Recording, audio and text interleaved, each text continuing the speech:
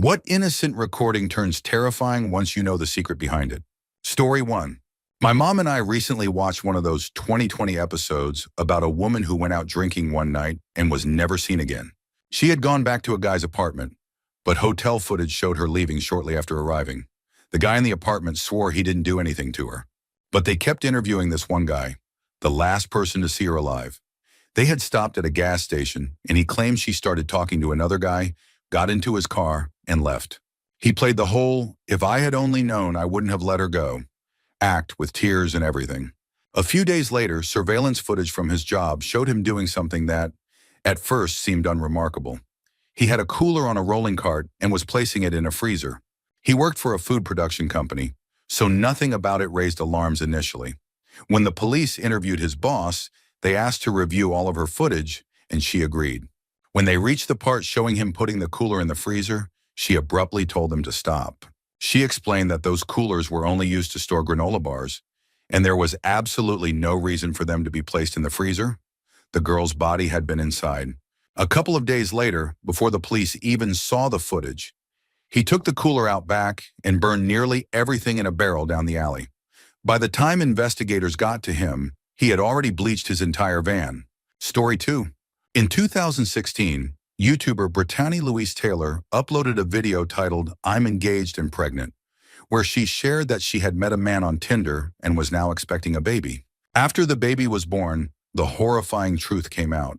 This man had never loved her. He had been pretending the entire time, targeting her for human trafficking. He had deliberately gotten her pregnant with the intention of selling their child. With that in mind, it's chilling to rewatch the video and see the way he looks at her in the final moments, as well as how he treats her in other clips from her YouTube channel. Fortunately, she managed to escape and obtain a restraining order. But the scariest part? He never went to prison. Instead, he moved on, impregnated, and married another Instagram influencer, who has since vanished from social media. If you want to know more, Brittany wrote a book about her experience called A Sucky Love Story. It's not the best written book, but the story itself is disturbing and eye-opening. For those wondering, her son is safe, and they now live with her mother in Arizona.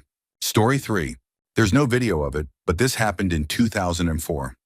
John Sharp lived in the suburb of Mornington in Victoria, Australia, with his wife Anna and their 2-year-old daughter Gracie. One day, Anna, who was 5 months pregnant with a baby boy, and Gracie suddenly vanished. Sharp made an emotional public plea for his wife to come home, saying that he missed her and Gracie, that he loved them both, and that he just wanted them back. A few days later, police charged a man with their murders. That man was John Sharp. He had killed Anna by shooting her in the head with a bow and arrow. Then he did the same to his 2-year-old daughter. The first shot didn't kill Gracie, so he pulled the arrow out of her head and shot her again. Afterward, he dismembered their bodies, bagged up the remains, and dumped them at a landfill. Initially, he had buried them in the backyard, but later he dug them up, fearing he would be caught.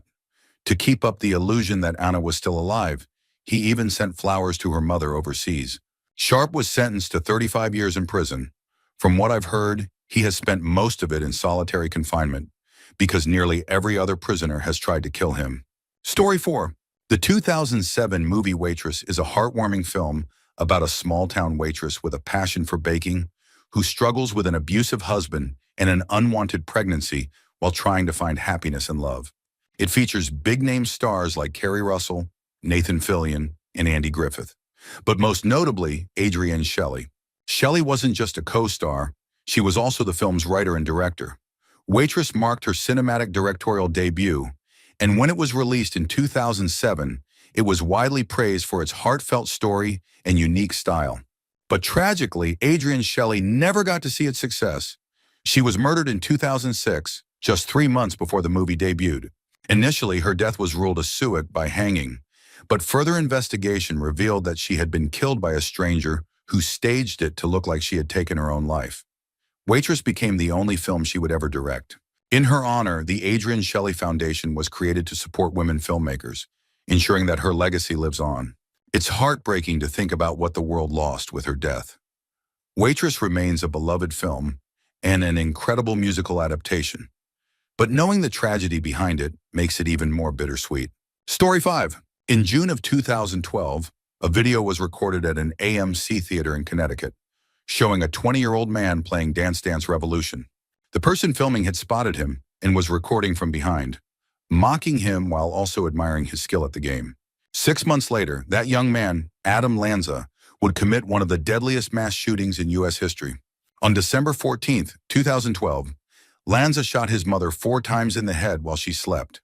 He then drove to nearby Sandy Hook Elementary School, where he murdered 6 adults and 20 children, all between the ages of 6 and 7. Witnesses reported that during the massacre, he shouted insults and obscenities at his victims. One student recalled hearing a classmate cry out, "Help me! I don't want to be here!" To which Lanza coldly responded, "Well, you're here." As police sirens approached, Lanza pulled out a 10mm pistol and shot himself. Despite extensive investigations, no clear motive for the shooting was ever found. Story 6. In 2012, England was shaken by the tragic case of Mick and Mairead Philpott. Their house had burned down, and 6 of their children lost their lives. Shortly after, the couple held a press conference, appearing emotional as they thanked emergency responders for their efforts in trying to save the children.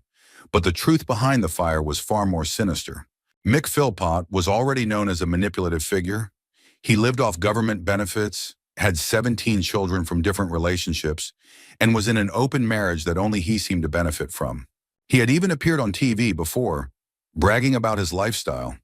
When one of his mistresses finally left him and took her children with her, Philpott became enraged.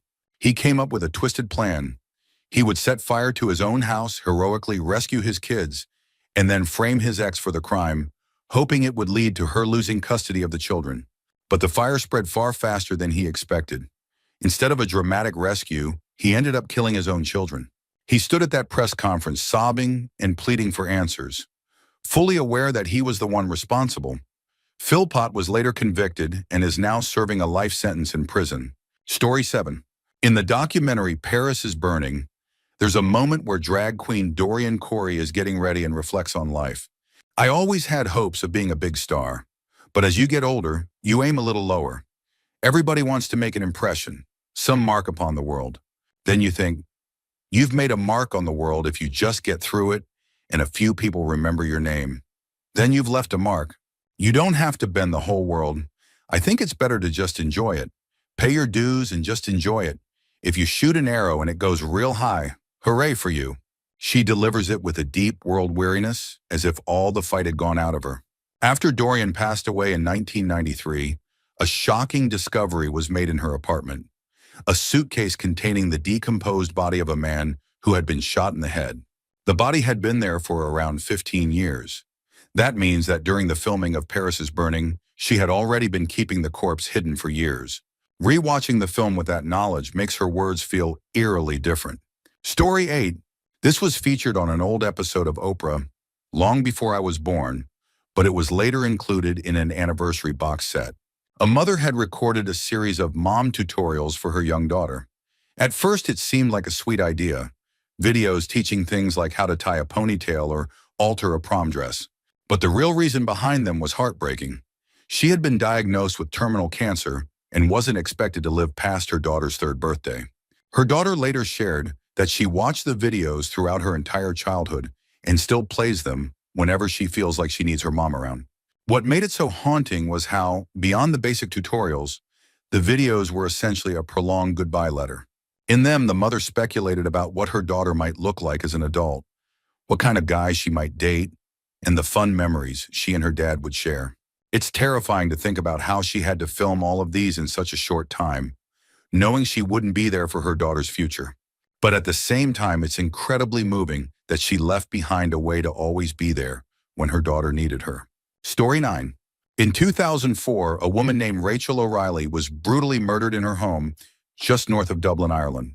A few days later, while police were still investigating, Rachel's husband and her grieving parents appeared on the Late Late Show, Ireland's most-watched Friday night talk show, to discuss the tragedy.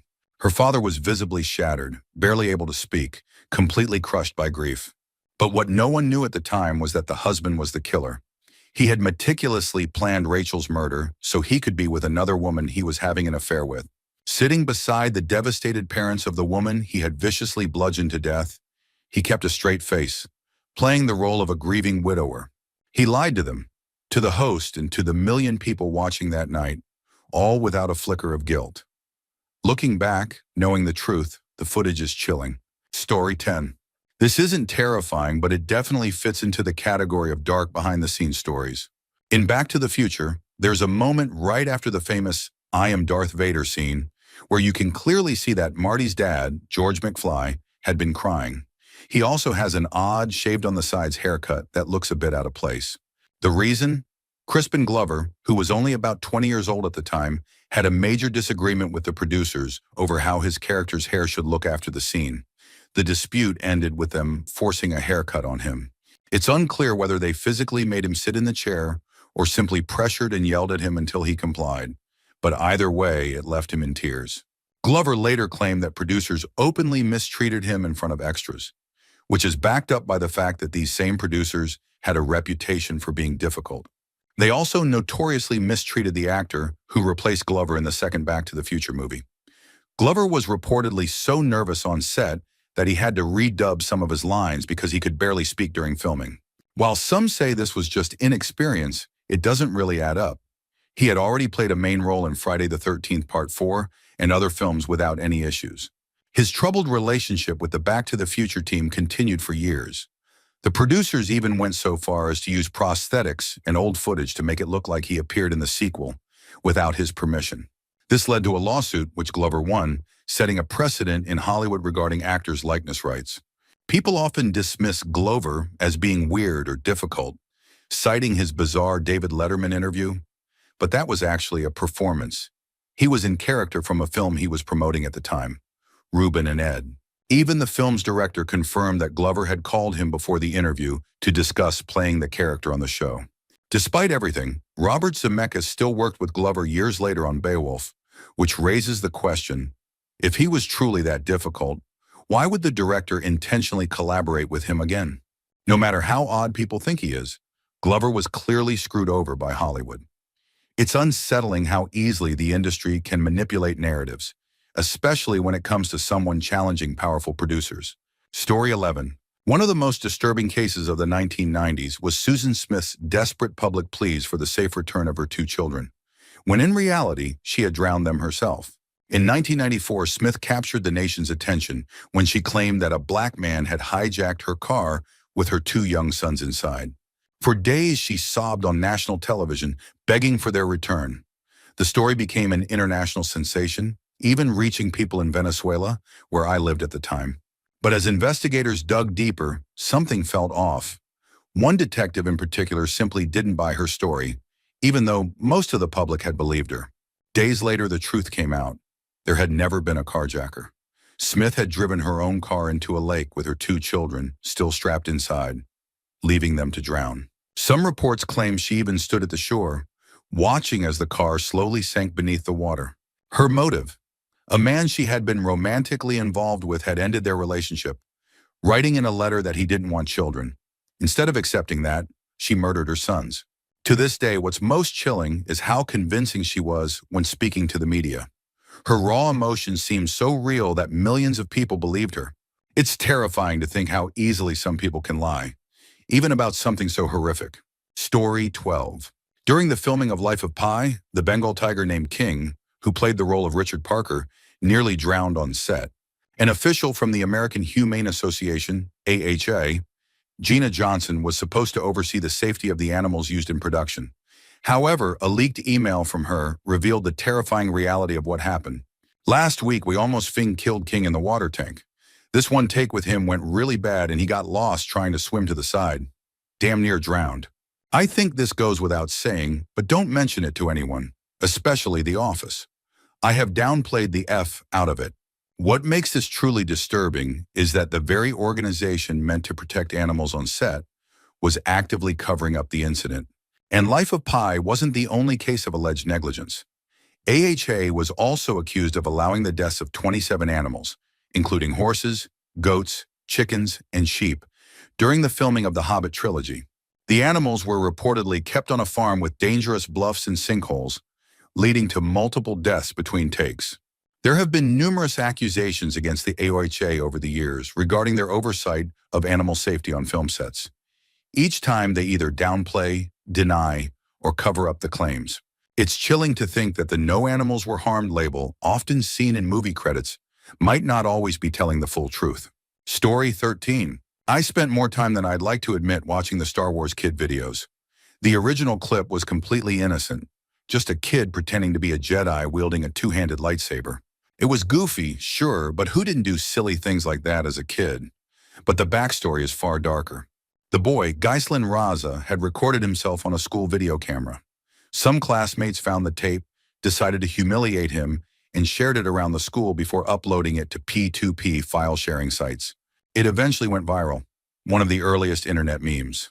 According to Wikipedia, Raza was subjected to relentless cyberbullying. He later recalled in a 2013 interview, "What I saw was mean. It was violent. People were telling me to commit suicide." He was called a pox on humanity, bullied at school, and forced to leave to pursue private tutoring. He lost friends and his life was completely derailed. The story has something of a hopeful ending. Years later, Raza returned to high school, completed his education, and became a law graduate. He went on to become the president of the Patrimoine Trois Rivières Heritage Society. Eventually, he came forward to publicly reclaim his identity as the Star Wars kid, using his experience to shed light on cyberbullying and the long-term harm that internet humiliation can cause, especially for children. It's a reminder that behind every viral meme, there's a real person who has to live with the consequences. Story 14. I'm actually writing a book on this exact experience. Even now, thinking about it gives me chills. Back in 2005 to 2006, I was living with my girlfriend, who always wanted to record our bedroom activities. This was before smartphones, so we used a camcorder. By the time we broke up, I had accumulated about a dozen tapes. I wasn't supposed to keep them, but I did. Years later, I received a subpoena from an attorney handling a lawsuit against the company my ex worked for. Out of those dozens of 90-minute tapes, there were about 5 minutes of footage that I needed to find, cut out, and submit as evidence. While reviewing the footage, I noticed something strange during one of our recorded encounters. At one point, while I was adjusting the camera, my then-girlfriend held up her right hand in a clenched fist. She wasn't looking at me. She was staring down the hallway toward our bedroom door. At first, I thought maybe she was making a weird gesture for the camera, but then I realized she was signaling to someone. Someone was there. It turns out she wasn't secretly involved with the Black Panthers or anything like that. She was telling someone at the end of the hall to hold their position. Over a 10-month period, I discovered 9 instances, spread across 9 different months, where she had secretly brought people into our home to watch while we had S. I was 42 at the time. She was 27. It completely shattered my life. At the time, nothing good came from it. The situation eventually escalated, involving the police, the Texas Rangers, and even the FBI. I've since completed the first draft of my book about the experience, and am about 3/4 of the way through the first edit. Writing it has been a way to process everything, but even now, it's hard to believe it actually happened. Story 15. WWF's Over the Edge pay-per-view event in May 1999 will forever be remembered for one of the most tragic incidents in professional wrestling history. Midway through the show, Owen Hart, performing as his comedic Blue Blazer character, was set to face the Godfather. To fit the superhero-like gimmick, the plan was for Hart to make a dramatic entrance by descending from the rafters into the ring using a harness system. However, due to poor planning and low-quality equipment, the harness malfunctioned. Hart fell 78 feet, 24 meters, crashing into the ring. He died instantly. The footage of his fall was never broadcast and has since been destroyed, but in a chilling moment, the WWF chose to continue the show despite the tragedy. Ringside announcer Jim Ross had to inform the live audience at home that Owen Hart, a man beloved by fans and wrestlers alike, had just died in the ring. Years later, Dark Side of the Ring, a documentary series by Vice, examined the tragedy, revealing the poorly executed stunt that led to Hart's death.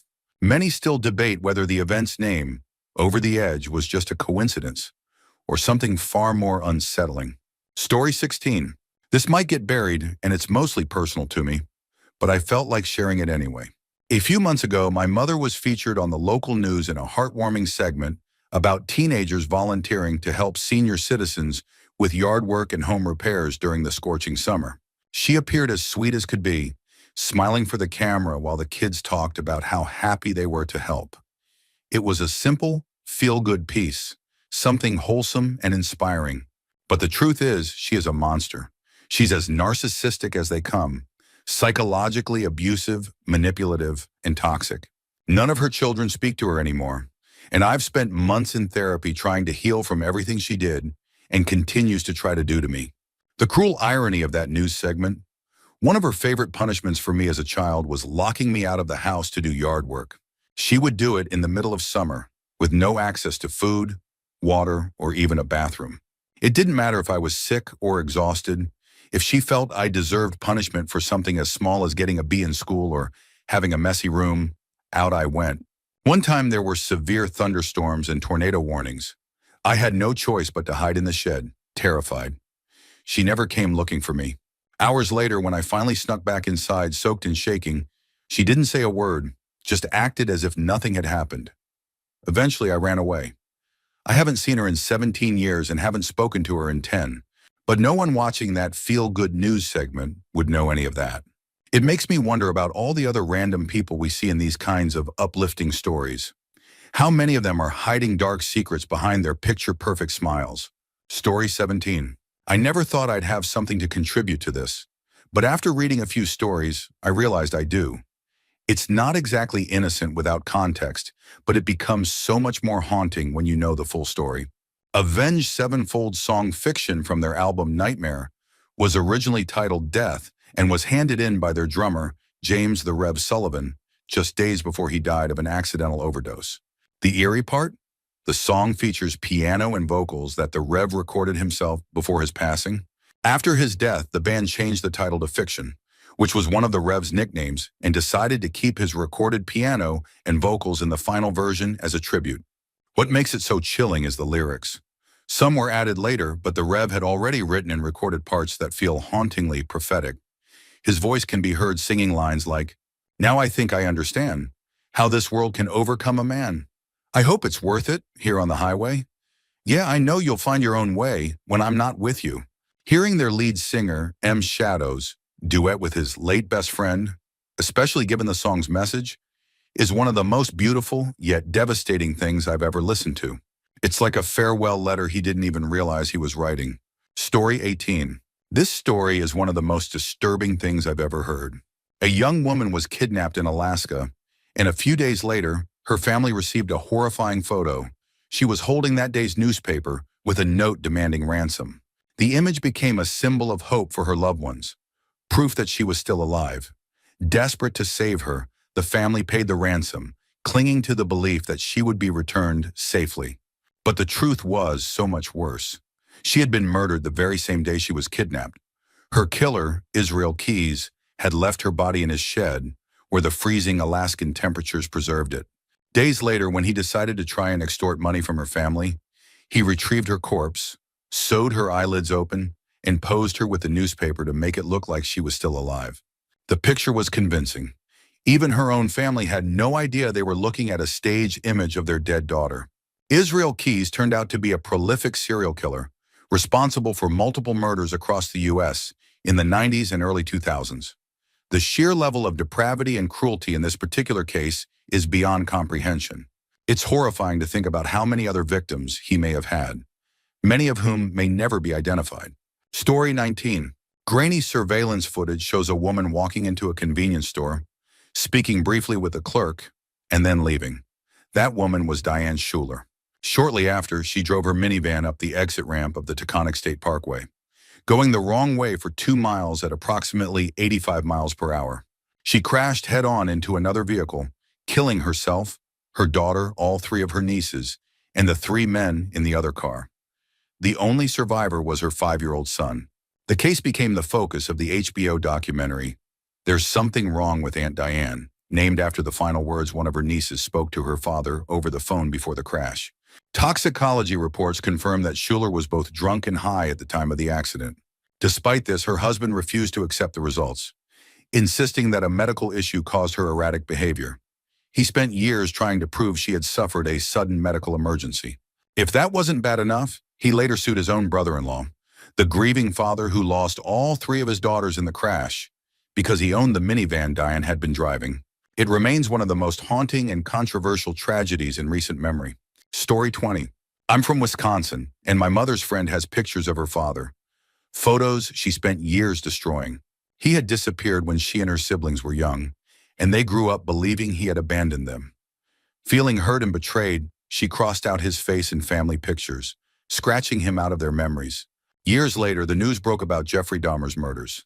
When the details of his victims and the gruesome remains found in his home were released, her family learned the truth. Her father hadn't run away. He hadn't abandoned them. He had been murdered by Jeffrey Dahmer.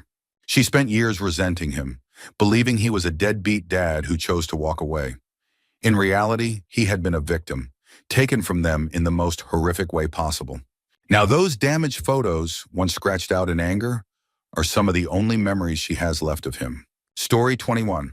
Not exactly innocent, but here it goes. When I was young, I read Frida Kahlo's biography and fell in love with her story. So when Frida, starring Salma Hayek, came out, I was excited to see my favorite artist brought to life. I expected the film to touch on her time in France, including her well-documented relationships with women. What I wasn't expecting was that scene, an almost pornographic moment between Salma Hayek and Ashley Judd. It didn't feel right. It wasn't Salma's or Ashley's typical work, and it certainly didn't seem necessary for a film about Frida Kahlo's life, especially one likely to be shown in high schools. Years later, it all made sense. Harvey Weinstein, the notorious predator, had his hands all over the project. He wanted Salma, and when she refused his advances, he retaliated. He forced her and Ashley into filming that scene just so he could watch. Salma later revealed that he even had a special cut of the film made just for himself. It makes me sick to think about what else he did to other women behind closed doors. I truly believe that Salma was lucky. Edward Norton was working on the same project, and that likely prevented her from ever being completely alone with Weinstein. But it's terrifying to think about the countless others who weren't as lucky. Story 22. Peanut Butter Jelly Time. Not the song itself, but the story behind the man who sang it. The lead singer of the Buckwheat Boys, Jermaine Fuller, died in a tragic police standoff in 2002. In a bizarre twist, his brother-in-law, of all people, was Snoop Dogg, who personally tried to convince him to surrender. On August 12, 2002 in Las Vegas, Nevada, a concerned citizen reported that a man was firing a gun in the city. When police investigated, they found a man matching the description. As they attempted to question him, he suddenly pulled out a gun and started shooting. A shootout erupted, forcing the man to flee into an apartment building where he took 2 tenants hostage. The situation turned into an intense 11-hour standoff. Police spoke to the suspect over the phone, and he revealed his identity, Jermaine Fuller. Once law enforcement realized he was related to Snoop Dogg, they reached out to the rapper, who recorded a message pleading with Fuller to surrender. Despite Snoop Dogg's efforts and continued negotiations, Fuller refused to give up. Hours passed, and eventually the hostages were able to leave the apartment. A SWAT team moved in and found Fuller barricaded in the bathroom, dead. The exact cause of his death remains uncertain. Some believe he died from a self-inflicted gunshot wound, while others think he succumbed to injuries sustained during the earlier shootout. Hostages had reported seeing him bleeding from his arm when he first entered the apartment, but there was never any official confirmation. To this day, no one knows why Fuller was firing his gun that day. There were no reports of a robbery, assault, or any known conflicts involving him before police arrived. His death marked the end of the Buckwheat Boys, leaving Peanut Butter Jelly Time as an eerie reminder of his short-lived fame. I first learned about this story from a video by Wavy Web Surf. If you're interested, I highly recommend checking out his content. Story 23. This never made the news, but it's a story I'll never forget. I work at an apartment complex, and one of our residents, a really kind woman, had paid 3 months of rent, utilities, and everything else in advance. That wasn't necessarily unusual, but after a couple of weeks, she stopped responding to calls, which was strange. Her family became concerned and contacted us, asking for a welfare check. Legally, we weren't allowed to do that ourselves, so we called the police instead. My assistant manager escorted the officer to her apartment. When they went inside, nothing seemed out of place. Lights were still on, the bed was neatly made, and there were no signs of distress. Her car was parked outside in front of her building, untouched. As my assistant manager walked past the vehicle, she felt an inexplicable sense of dread. Something just felt wrong. The cop checked the car, but the windows were tinted and the doors were locked, so they left without finding anything. It wasn't until the next morning that the woman's sister, desperate for answers, came to check the car herself. What she found was devastating. Inside, the woman had taken 2 cooking pots, filled them with charcoal, and lit them on fire before lying down in the back seat. The carbon monoxide from the burning charcoal slowly filled the car, killing her in her sleep. Her sister was the one who found her. She had been inside the car the entire time, just a few feet away from where the police and my assistant manager had stood the day before. The realization that she was right there and that no one had known still haunts me. Story 24. During September 11th, one of the many heartbreaking emergency calls came from Kevin Cosgrove, a man trapped in the South Tower of the World Trade Center. His call, which lasts about 5 minutes, starts with him and 2 other men stuck on one of the higher floors. Thick smoke and fire had cut off any escape route. What makes the recording eerie is how, at first, he sounds more annoyed than fearful, completely unaware of the true danger he's in. He tells the 911 operator something like, "Look, just get up here. I called my wife and told her I was fine and leaving the building, and then we got trapped." FDNY reassures him that they're on their way. But as time passes, he begins to panic, realizing the smoke is getting worse and help isn't arriving fast enough.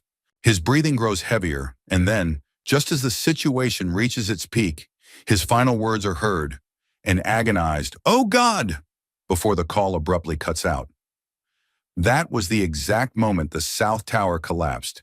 Kevin Cosgrove's call remains one of the most chilling and tragic recordings from that day. A haunting reminder of how quickly everything changed for those trapped inside. Story 25. The Hart family's YouTube channel appeared to be wholesome on the surface. A white couple had adopted 6 black children and posted videos documenting their lives together. But behind the curated image of a happy family, something much darker was happening. Jennifer and Sarah Hart were not loving parents. They were abusers. Their YouTube videos, once seen as heartwarming, now feel deeply unsettling. There are moments where they deliberately make their kids uncomfortable, and it's clear in hindsight that the children were being exploited. The abuse went unnoticed for years, but eventually the horrifying truth came out. Jennifer and Sarah Hart killed themselves and all 6 of their children by driving their SUV off a cliff. Perhaps the most disturbing part of their story is a widely shared photo of one of their sons, Devonte Hart. In the viral image, Devonte is seen outside holding a free hug sign as a white police officer embraces him. The picture was celebrated at the time as a symbol of unity, love, and racial harmony. But knowing what we know now, the image takes on a horrifying new meaning. After the abuse was exposed, many people speculated that Devonte wasn't crying from happiness, but from desperation.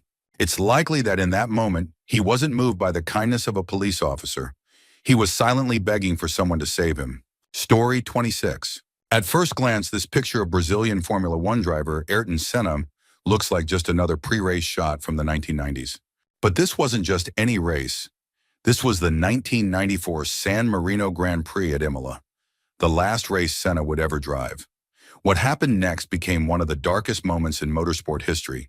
On lap 7, as Senna entered the high-speed Tamburello corner at over 300 kilometers per hour, something went wrong. A combination of suspension and steering rod failure caused his car to veer off track and slam into the concrete wall. The impact was devastating. His car shattered and debris flew everywhere. Senna was motionless. The most chilling part? Footage from the crash shows Senna's head moving slightly after impact.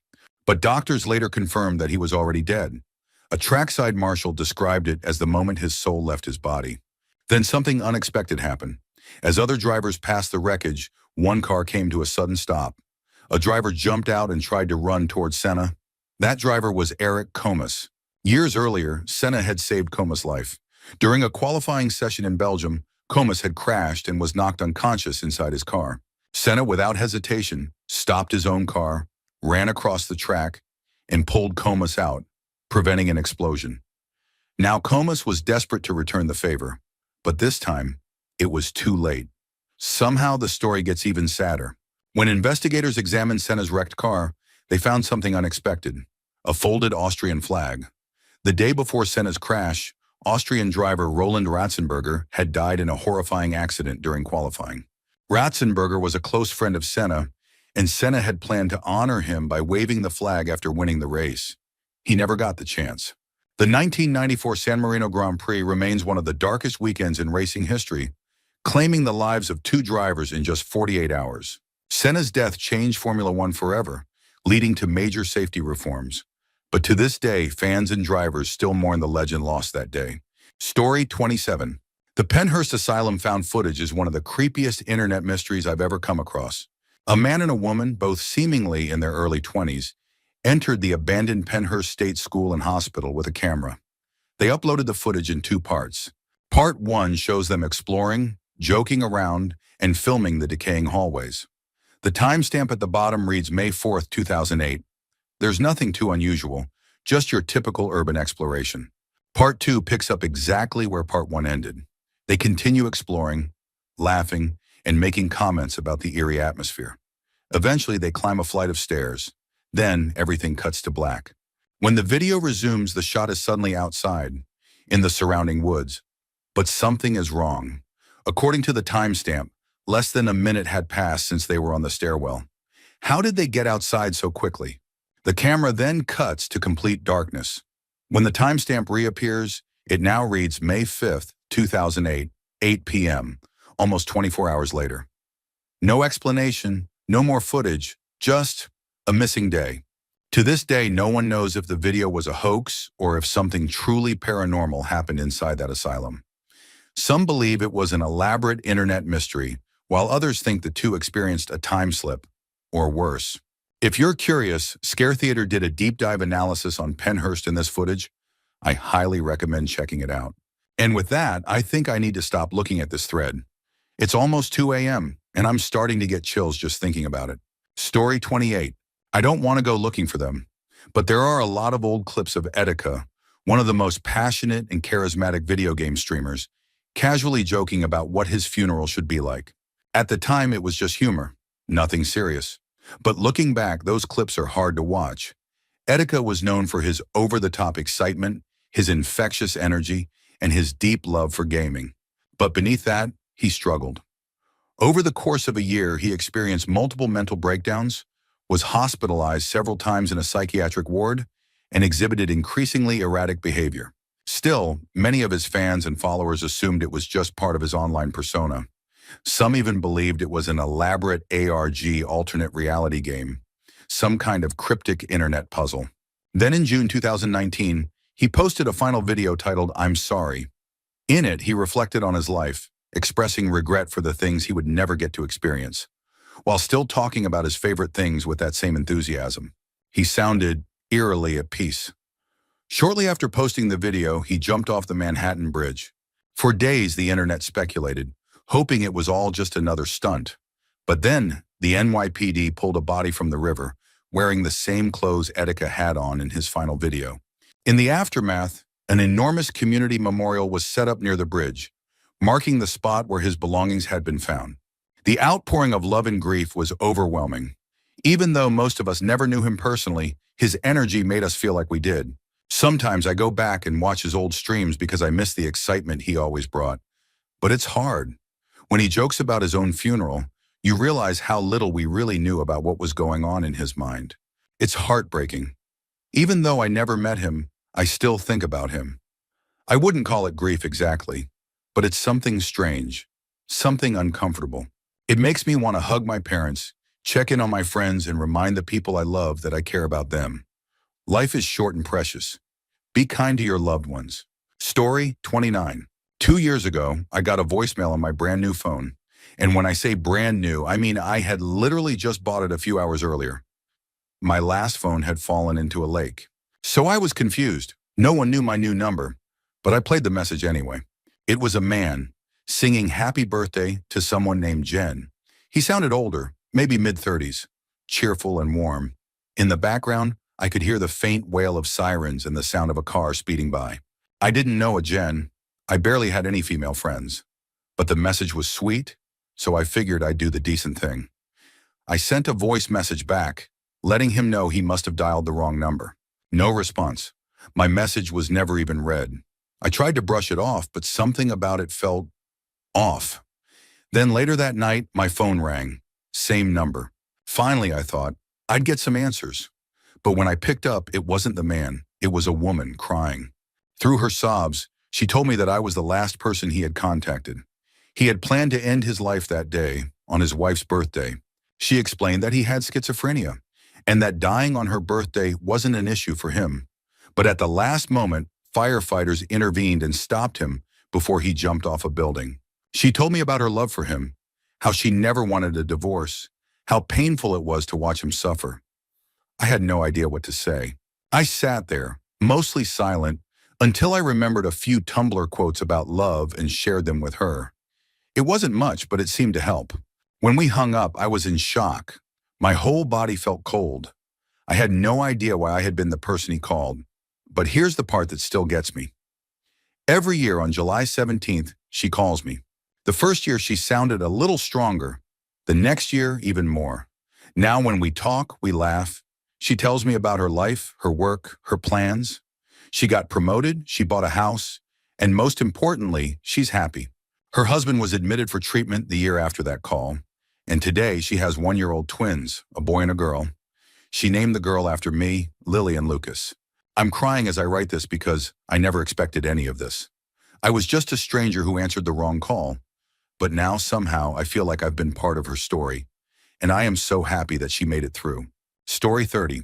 There are old clips on YouTube from Oprah and Dr. Phil featuring a little blonde girl named Johnny Schofield, who was believed to have schizophrenia.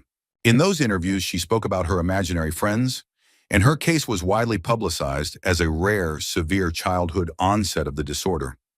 However, years later, a disturbing truth emerged. Last year, Yanni and her younger brother Bodhi were removed from their mother's care and placed into foster care. It turns out that neither of them may have ever had schizophrenia at all. Instead, their mother had been giving them high doses of old-school antipsychotics, drugs so powerful they may have caused permanent damage to their developing brains. She had been documenting their lives on YouTube, uploading videos that, at first glance, seemed normal. Christmas mornings, outings, daily routines. But in reality, they were anything but normal. The children were so heavily sedated that they were barely conscious. In several videos, they could hardly form words. Their apartment was filthy, and both the mother and stepfather appeared controlling and erratic. For those who had seen the bright, talkative young Johnny on Oprah, it was horrifying to witness what had become of her. Online communities had been following the family for years, suspecting abuse. But one of the most active users leaking information turned out to be Michael Schofield, Johnny's estranged father. Though he was vocal about his concerns, he wasn't exactly a great parent himself. He even admitted to shaking Johnny when she was a baby. The entire situation is a disturbing example of how parental manipulation can shape a child's entire life, and how something presented as a tragic medical case can sometimes be something far more sinister. Story 31. The Doctor Who serial Revenge of the Cybermen might seem like just another sci-fi adventure, but behind the scenes, it played out more like a horror movie. The story was filmed in Wookey Hole, a cave system in England with a long history of paranormal activity. Legends speak of witches, spirits, and strange occurrences deep within the caverns. The first eerie event happened before filming even started. Director Michael E. Bryan arrived for a location recce, a pre-filming visit to assess the area for shooting, and while walking through the caves, he saw what appeared to be the ghostly figure of a diver. The spirit was believed to be that of a man who had died in the caves years earlier. Then when production actually began, the crew decided to mock the cave's haunted reputation. There was a rock formation known as the Witch of Wookey Hole, and as a joke, the team dressed it in witch's clothing, taunting the legend of the witch's curse. That's when things started to go wrong. First, an electrician suddenly fell from a ladder, injuring himself. Then actress Elizabeth Sladen, who played Sarah Jane Smith, was nearly killed when the boat she was in went out of control and started spinning wildly. She would have drowned if not for stuntman Terry Walsh, who dove into the water and pulled her to safety. After these incidents, the crew became genuinely spooked. From that point forward, they chose to treat the witch's legend with respect. After that, the rest of the shoot went ahead smoothly, almost as if something had been appeased. Story 32. 2 videos, same guy. I'm a little fuzzy on the details, but the story goes something like this. He killed someone and disposed of the body in a dumpster, timing it perfectly so that by the time police arrived, the trash would have already been collected. leaving little to no evidence behind. Thinking he had executed the perfect crime, he even agreed to be interviewed on live television as someone who was close to the victim. He played the role of the concerned friend, acting completely innocent. But there was one thing he hadn't planned for. Police had locked down the entire area, stopping all activity, including garbage collection. That meant the dumpster hadn't been emptied, and when officers searched it, they found the body.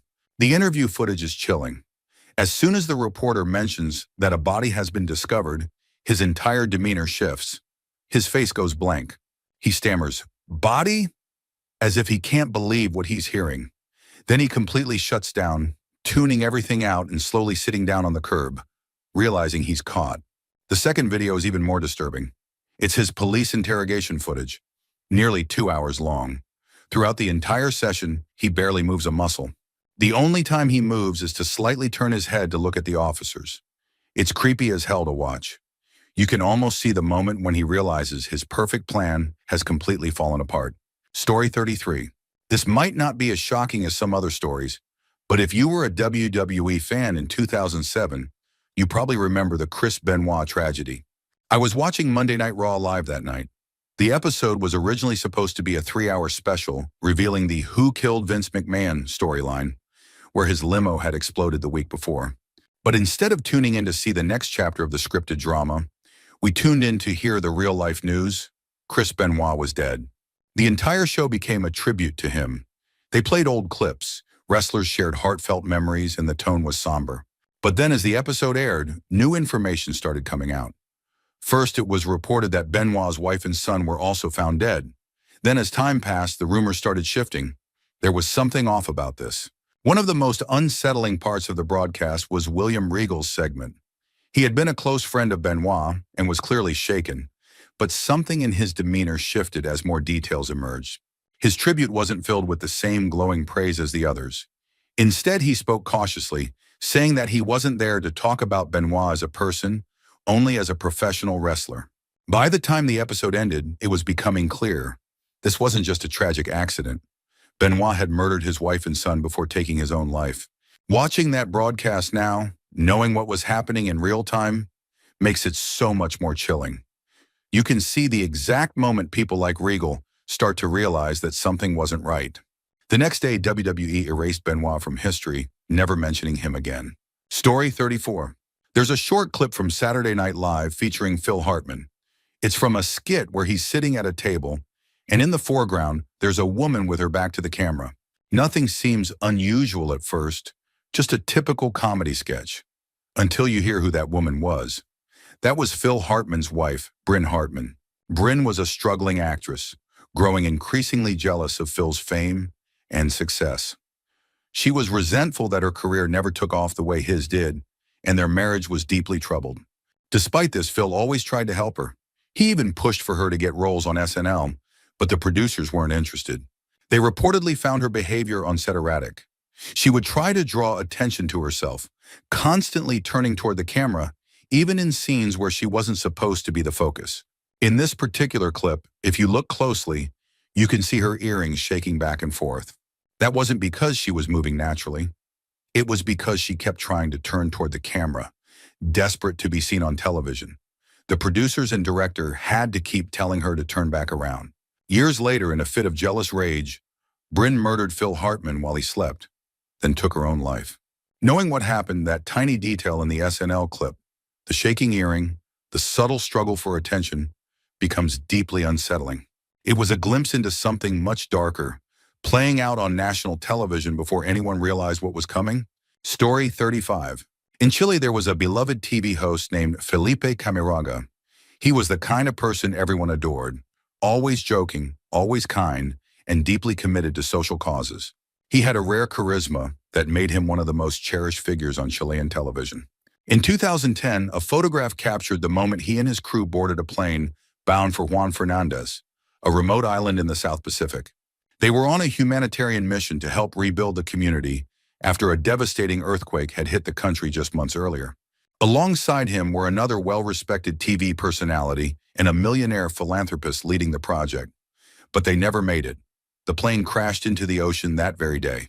The investigation later revealed that the Chilean Air Force had assigned them a faulty aircraft, one not fit for such a dangerous flight. Landing on Juan Fernandez was already a treacherous task due to the strong Pacific winds, requiring the best pilots and top-tier equipment. Instead, they were sent with neither. The entire crew perished. The country was left in shock. The TV station where Felipe worked never fully recovered from the loss, and while investigations were conducted and families were compensated, the damage was irreparable. To this day, the tragedy remains one of the most painful moments in Chilean media history. The photo of them boarding the plane, a moment full of purpose and hope, is now a haunting reminder of what could have been. Story 36. The final episode of What's My Line, featuring Dorothy Kilgallen, isn't just another vintage game show clip.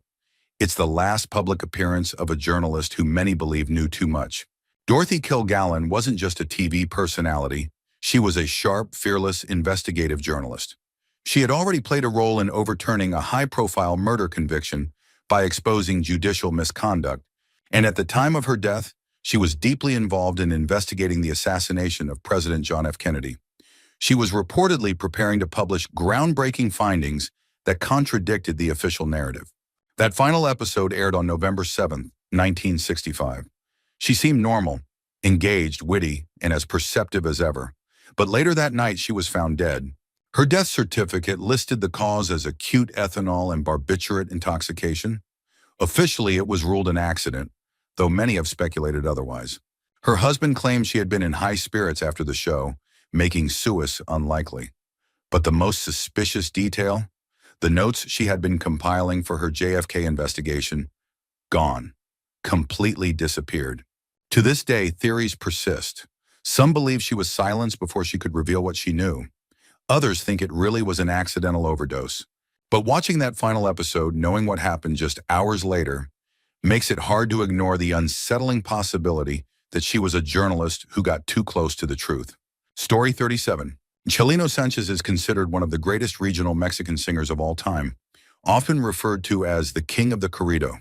His songs told stories of crime, drugs, and violence, subjects that often blurred the line between fiction and real-life danger. On May 16, 1992, Chelino performed what would become his final concert. The video footage from that night has since become infamous. At the very start of the performance, a waiter hands him a note from an unknown sender. He unfolds it, reads it, and his expression subtly changes. He no longer looks confident. His body stiffens and his face darkens. According to legend, the note contained either a death threat or a warning. But despite this, Chelino continued the show, singing like nothing had happened. The next day, as he was traveling through the streets of Culiacan in a suburban truck, a group of men dressed as federal police intercepted the vehicle. They abducted him and hours later executed him. At around 6 a.m., his body was found abandoned on the side of a dirt road with 2 gunshot wounds to the back of his head. The reason for his murder remains a mystery. Some believe he had angered a powerful drug lord, possibly by sleeping with his wife. Others think he was targeted for singing narco corridos that hit a little too close to home.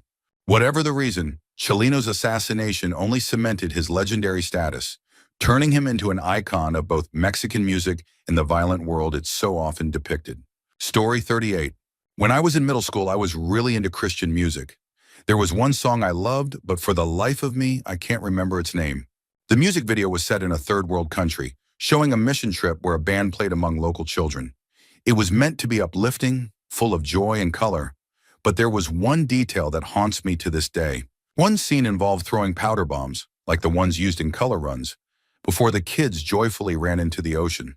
It looked innocent enough, but in the behind-the-scenes video, they casually mentioned that one of the children drowned during the shoot, and then they just moved on as if it was nothing.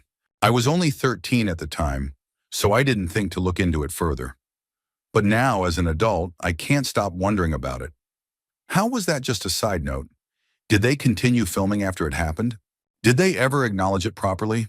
It's chilling to think about how easily something so tragic was brushed aside for the sake of a music video. Story 39. The last known footage of Elisa Lam is one of the most bizarre and unsettling videos ever released. Elisa was a Canadian student visiting California in 2013. She was staying at the infamous Cecil Hotel, a building notorious for suics, murders, and even housing serial killers while they were still active. Elisa called her parents every day, but on the day she was supposed to check out, she never did. Concerned, her parents contacted the LAPD, prompting a full search of the hotel, including the roof, with police dogs. Nothing was found. A week later, with no leads, the LAPD released the now infamous elevator video. In the footage, Elisa enters the elevator and presses multiple buttons. She waits. Nothing happens. She peeks out, looking left and right, as if checking if someone is following her. Then she hides in the corner, standing eerily still. Her behavior grows increasingly erratic. She steps in and out of the elevator, gestures strangely, and appears to be talking to someone just outside the door. But there's no one there. For 2.5 minutes, the elevator does not close, as if malfunctioning. But the moment she steps away and leaves the frame, it suddenly starts working again. Soon after the footage was released, guests at the Cecil Hotel started complaining about low water pressure. Some even reported that the water had a blackish color and a foul taste. On February 19, 2013, maintenance workers investigated the hotel's 1,000-gallon rooftop water tanks. Inside one of them, they found Elisa's decomposing body. Her death remains shrouded in mystery. The official ruling was accidental drowning, attributed to her bipolar disorder. But there are huge unanswered questions. First, how did she even get to the roof? All doors and staircases leading there were locked and required security codes. If she had used the fire escape, it would have been nearly impossible for her not to be seen. Second, how did she get inside the tank? There were no fixed ladders leading to the opening, and the metal lids were heavy. Workers typically needed tools to remove them. Yet her body was found inside, and the lid was mysteriously closed. To this day, theories range from mental illness to foul play, and even supernatural forces. Some believe she was being followed in the elevator video. Others think she was hallucinating, leading to an accidental fall, but nothing fully explains the how. Elisa Lam's case remains one of the strangest and most disturbing mysteries of the modern era. Every time I watch that elevator footage, I can't shake the feeling that something deeply wrong happened to her that night. Story 40. The recording of Gimme Shelter for the Rolling Stones' 1969 album, Let It Bleed, is one of rock history's most iconic moments. But behind the scenes, it carries a tragic story. It was a late-night, drug-fueled session when the band suddenly felt inspired to record the track. They needed a powerful backing vocal, so they called in Mary Clayton, a talented session singer, insisting that she come immediately to the studio. Despite her husband's hesitation, she was in her 3rd trimester of pregnancy, Clayton agreed. She arrived at the studio in her pajamas, barely awake. Then she delivered one of the most chilling vocal performances in rock history. During the latter choruses, her voice cracks with raw intensity, belting out, "Rape! Murder! It's just a shot away." The moment was so powerful that Mick Jagger can be heard shouting, "Woo!" in response. She nailed the take and went home exhausted.